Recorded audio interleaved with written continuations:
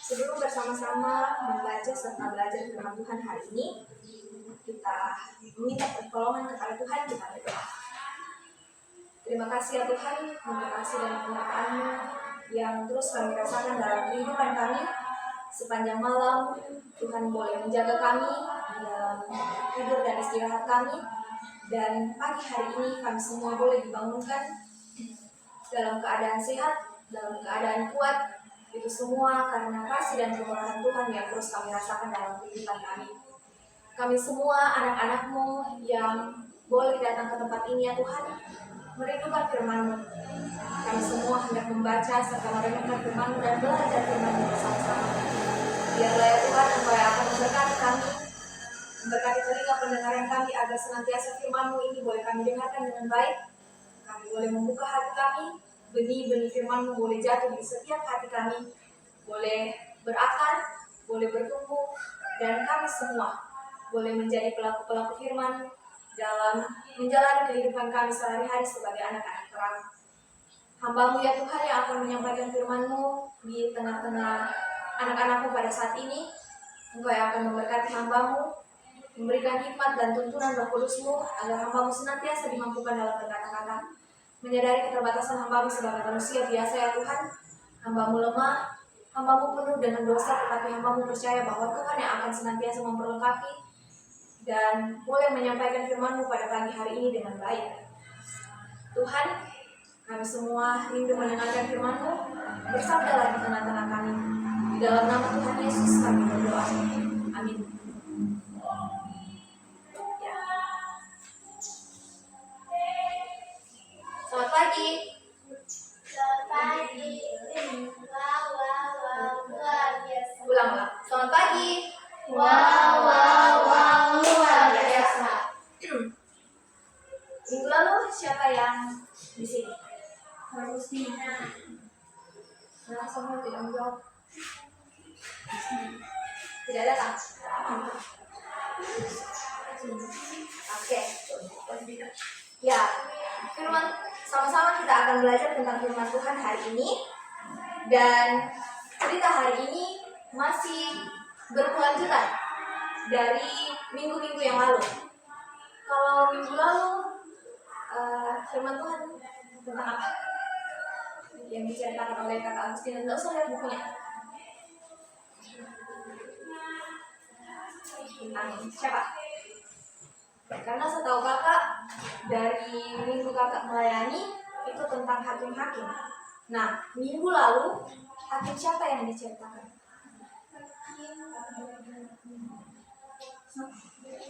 Deborah dan Barak. Ya. Hari ini kita akan bersama-sama belajar dan lebih mengerti arti kepemimpinan itu lewat hakim, lewat seorang hakim juga, karena cerita ini masih berlanjut dari minggu lalu.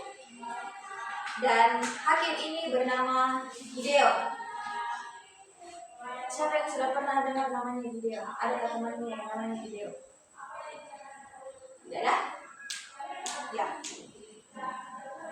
Siapa lagi hakim yang kakak bilang 2 minggu lalu atau 3 minggu lalu? 2 minggu lalu seperti itu. Apa lagi hakim? Dalam Alkitab hakim itu siapa? Siapa? Ya, pemimpin. Hakim adalah pemimpin. Ya. Nah, pada saat itu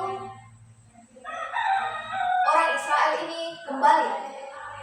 Mereka kembali jatuh ke dalam dosa, atau mereka kembali melakukan kejahatan pada saat itu. Nah, pada saat mereka melakukan kejahatan, Tuhan membiarkan mereka untuk dikuasai oleh bangsa yang bernama bangsa Midian. Siapa? Ya, karena mereka berbuat jahat, jadi Tuhan pada saat itu membiarkan mereka dijajah oleh bangsa Midian. Nah, pada saat mereka dijajah atau Tuhan membiarkan mereka dikuasai oleh bangsa Midian, di situ mereka sangat takut. bangsa Israel ini sangat takut kepada bangsa Midian. Oleh karena itu, mereka pada saat itu pergi dari tempat tinggal mereka dan kemudian mereka tinggal di dalam gua. Mereka tinggal di dalam gua di sekitaran pegunungan. Nah, karena mereka ini sangat takut dan saat mereka tinggal di gua itu mereka sudah sangat krisis. Mereka kehabisan makanan dan lain-lain sebagainya. Pokoknya keadaan mereka pada saat itu sangat sulit. Jadi pada saat itu kemudian bangsa Israel berseru kepada Tuhan. Mereka berseru kepada Tuhan agar supaya mereka dibebaskan dari penderitaan yang mereka alami pada saat itu. Mereka meminta tolong kepada Tuhan dan pada saat itu Tuhan hendak mengutus seorang hakim bagi mereka. Kan hakim sebelumnya adalah siapa yang dicetak dulu? Deborah. Nah, setelah kepemimpinan Deborah, bangsa Israel ini kembali melakukan kejahatan dan kemudian mereka meminta pertolongan kepada Tuhan. Mereka meminta untuk mereka diberikan hakim kembali. Lalu Tuhan hendak mengutus seorang nabi atau hakim untuk memperingatkan, untuk membawa kembali bangsa Israel ini dari kejahatan-kejahatan yang mereka lakukan pada saat itu. Nah, pada saat itu malaikat Tuhan menjumpai seorang yang bernama Gideon. Ya, malaikat Tuhan pergi menjumpai seseorang yang bernama Gideon. Nah, siapa sih Gideon ini? Sama-sama kita akan belajar kepemimpinan tentang Gideon. Semua bisa lihat? Semua bisa lihat?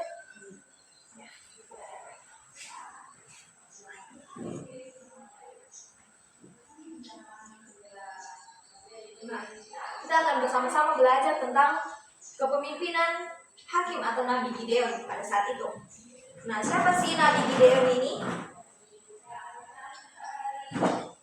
Ya, Gideon adalah seorang pemimpin dan hakim Israel pada saat itu yang dipilih Tuhan secara langsung lewat malaikatnya. Nah, Gideon ini adalah anak dari Yoas yang berasal dari suku Manasye. Dan arti nama Gideon sendiri adalah si penghancur. Siapa? Si penghancur. Ya. Arti nama Gideon sendiri adalah si penghancur. Lalu Gideon ini memiliki karakteristik tersendiri untuk kemudian mengapa dia dipilih oleh Tuhan pada saat itu untuk menjadi hakim bagi Israel. Nah, apa saja karakteristik dari Gideon ini? Yang pertama yaitu kesetiaan dan percaya kepada Tuhan. Gideon ini adalah orang yang setia dan seorang yang begitu percaya kepada Tuhan. Kemudian yang kedua yaitu Gideon ini adalah seorang yang pemberani dan ia siap sedia. Ia selalu bersedia dalam menghadapi tantangan. Lalu kemudian yang ketiga, Gideon juga dikenal dengan kebijaksanaan dan strateginya yang efektif dalam melawan musuh. Lalu kemudian karakteristik Gideon yang terakhir yang bisa kita pelajari bersama-sama yaitu Gideon ini memiliki kerendahan hati dan ia mengakui bahwa dirinya adalah seorang yang lemah. Jadi Gideon ini bukan orang yang tinggi hati. Ia adalah seorang yang rendah hati dan dia mengakui dirinya sebagai manusia biasa adalah seorang yang lemah.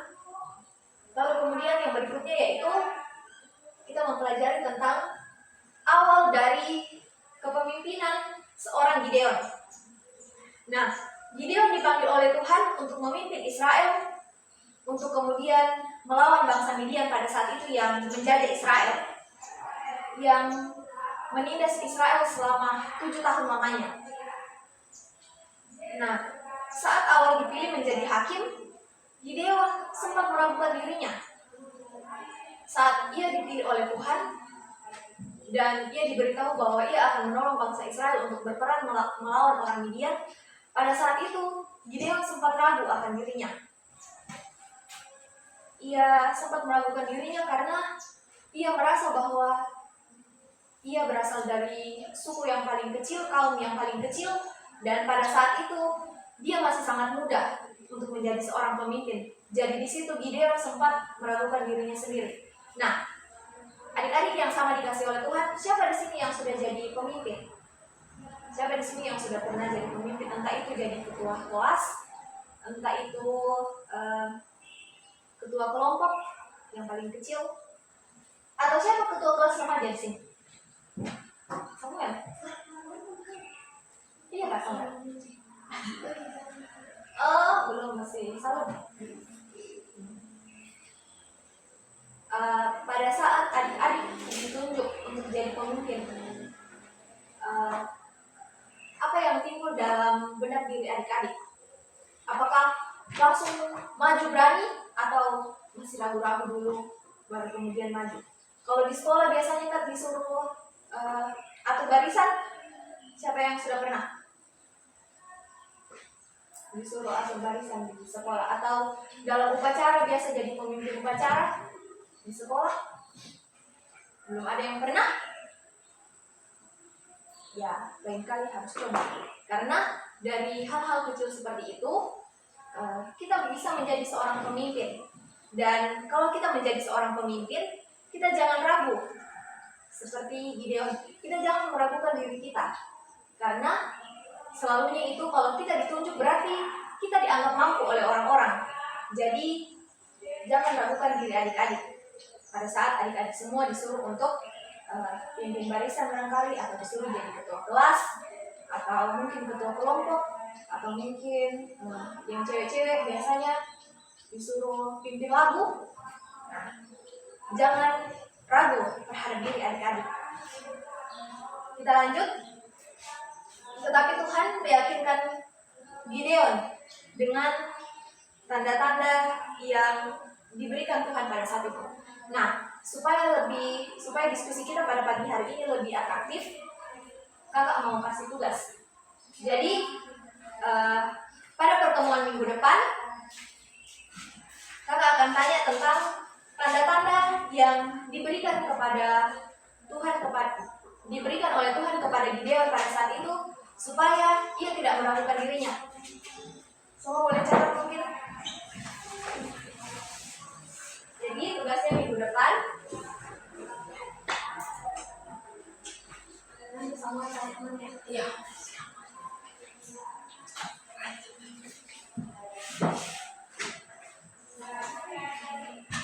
Tanda-tanda apa saja?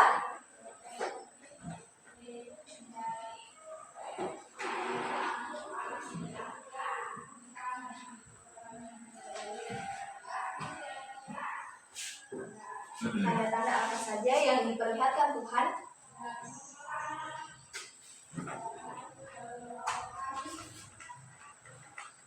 Tanda-tanda apa saja yang diperlihatkan oleh Tuhan supaya Gideon tidak meragukan dirinya?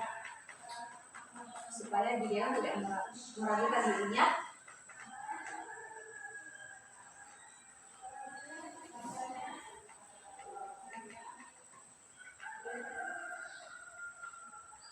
Untuk berperang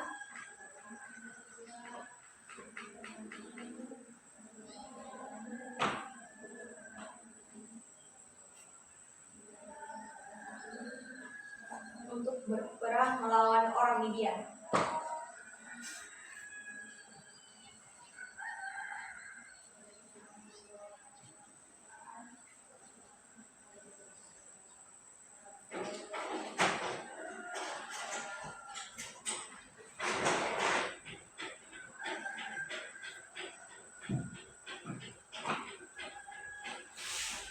Sudah?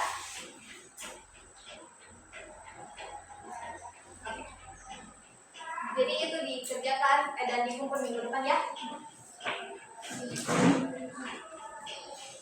Nah, kemudian kita lanjut, yaitu karakteristik kepemimpinan Gideon pada saat ia menjadi hakim. Yang pertama yaitu ia adalah pemimpin yang dipanggil oleh Tuhan. Kita sudah berbicara tentang kisah Gideon tadi, bahwa Gideon itu didatangi oleh malaikat Tuhan Lalu kemudian ia diutus untuk menjadi seorang hakim di tengah-tengah bangsa Israel pada saat itu. Gideon dipanggil Tuhan untuk memimpin Israel. Lalu kemudian yang kedua, Gideon adalah pemimpin yang berani. Ia berani menghadapi musuh yang kuat pada saat itu. Jika ia disuruh untuk menghadapi bangsa Midian, yang jumlah bangsa Midian pada saat itu sangat banyak, tetapi Gideon dengan karakteristiknya yang pemberani, dia berani melawan bangsa Midian pada saat itu. Kemudian yang ketiga, yaitu Gideon adalah seorang pemimpin yang bijaksana. Mengapa ia dibilang bijaksana? Karena Gideon pada saat itu ia menggunakan strategi yang tepat untuk mengalahkan bangsa Midian. Kemudian yang keempat, yaitu Gideon adalah pemimpin yang rendah hati. Sudah kakak bilang tadi di awal bahwa Gideon ini adalah pemimpin yang rendah hati. Bahkan ia sempat menyadari kelemahannya sebagai manusia. Ia menyadari bahwa dirinya lemah pada saat itu. Itu adalah tanda bahwa Gideon ini adalah seorang pemimpin yang memiliki kerendahan hati. Kemudian yang terakhir, yaitu Gideon adalah pemimpin yang mempercayai Tuhan. Gideon mempercayai firman Tuhan dan mengandalkan kekuatan Tuhan saat ia menjadi pemimpin untuk membantu bangsa Israel berperang melawan bangsa Midian. Nah, adik-adik yang sama dikasih oleh Tuhan, pelajaran yang bisa kita ambil dari kepemimpinan seorang Gideon adalah yang pertama, kita percaya pada Tuhan dan firman-Nya. Kalau kita sering meragukan firman Tuhan, kalau kita sering meragukan kuasa Tuhan dalam kehidupan kita, kita tidak akan menjadi pemimpin yang baik seperti Gideon. Untuk itu, jangan pernah ragu untuk membuat tantangan dan gunakan kebijaksanaan dalam mengambil keputusan. Lalu kemudian, akui kelemahan diri kita sebagai manusia biasa. Kita meminta bantuan kepada Tuhan. Kita mengakui bahwa kita adalah manusia yang lemah. Kita jangan menjadi tinggi hati. Dan ketika kita sudah tinggi hati, seringkali kita merendahkan orang-orang di sekitar kita. Dan itu adalah bukan contoh pemimpin yang baik. Lalu kemudian, kita harus menjadi pemimpin yang efektif dan memotivasi orang-orang yang ada di sekitar kita. Adik-adik yang sama dikasih oleh Tuhan,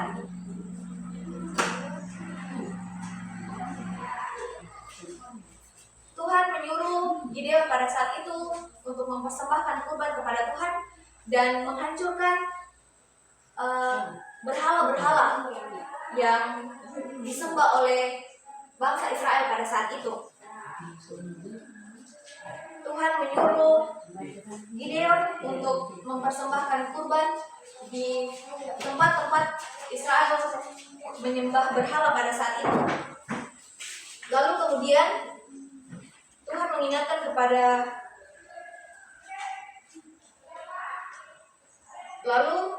Tuhan menggerakkan Gideon dan juga orang-orang Israel pada saat itu untuk mereka ini bersama-sama memerangi orang Midian pada saat itu. Bayangkan bahwa jumlah bangsa Midian yang begitu banyak pada saat itu dan sedangkan bangsa Israel yang dipilih oleh Tuhan untuk berperang bersama-sama dengan Gideon melawan bangsa Israel pada saat itu hanya 300 orang. Hanya 300 orang, sedangkan orang Midian pada saat itu sangat banyak jumlahnya, mengalahkan jumlah orang Israel pada saat itu. Tetapi apa yang terjadi? Oleh pertolongan Tuhan, oleh kebijaksanaan Gideon dan juga keberanian Gideon dan juga bangsa Israel yang bersatu untuk melawan bangsa Midian, pada saat itu mereka bisa mengalahkan bangsa Midian, bahkan tentara dan raja orang Midian pada saat itu mereka melarikan diri. Karena mereka merasa bahwa mereka sudah kalah melawan orang Israel yang jumlahnya pada saat itu sudah sedikit. Itu kalau misalnya banyak orang, lalu kemudian melawan sedikit orang, lalu kemudian orang yang banyak ini kalah dengan orang yang sedikit, pasti mereka akan malu karena mereka sangat banyak, tetapi mereka dikalahkan oleh jumlah jumlah orang yang sedikit ini. Seperti itulah yang terjadi pada bangsa Midian, yang kemudian diceritakan di dalam Alkitab bahwa tentara dan raja orang Midian pada saat itu mereka melarikan diri. Lalu pada saat mereka melarikan diri, mereka pun dikejar dan dimusnahkan oleh orang Israel pada saat itu. Dan bangsa Israel pun menang, dan kemenangan itu mereka percayai bahwa Tuhan senantiasa bersama-sama dengan mereka lewat kepemimpinan seorang Gideon. Nah, adik-adik yang sama dikasih oleh Tuhan, dari firman Tuhan hari ini kita bersama-sama belajar bahwa kita harus memiliki iman yang besar. Kita harus senantiasa percaya kepada Tuhan untuk menghadapi setiap kesulitan dalam kehidupan kita. Kalau kita melakukan kejahatan, kita percaya bahwa Tuhan tidak pernah meninggalkan kita, seperti yang dialami oleh bangsa Israel. Walaupun mereka melakukan kejahatan pada saat itu, namun ketika mereka berseru kepada Tuhan, apa yang kemudian Tuhan lakukan? Tuhan mendengarkan mereka, Tuhan mengampuni mereka, bahkan Tuhan menolong mereka dan membuat mereka menang pada saat itu. Tuhan menguji iman kita bukan dari perkara besar yang kita lakukan, tetapi mulai dari perkara kecil. Untuk itu, adik-adik yang sama dikasih oleh Tuhan, yang hadir pada saat ini, tetaplah andalkan Tuhan dalam kehidupan kita. Jadilah pemimpin yang bijaksana dimanapun adik-adik berada. Jadilah seperti Gideon, walaupun ia muda, tetapi ia berani menjadi pemimpin pada saat itu, bahkan boleh memberikan atau membawa bangsa Tuhan, bangsa Israel di dalam kemenangan. Untuk itu, dalam kehidupan kita, mari kita tetap andalkan Tuhan. Kita adalah seorang yang muda, tapi dengan pertolongan Tuhan, kita akan dapat dimampukan, dan terus kita percaya bahwa kita akan senantiasa dimampukan dalam menghadapi setiap kehidupan yang kita jalani ke depan ini. Baik, itulah firman Tuhan yang boleh kita dengarkan bersama-sama pada saat ini. Terima kasih adik-adik sudah mendengar.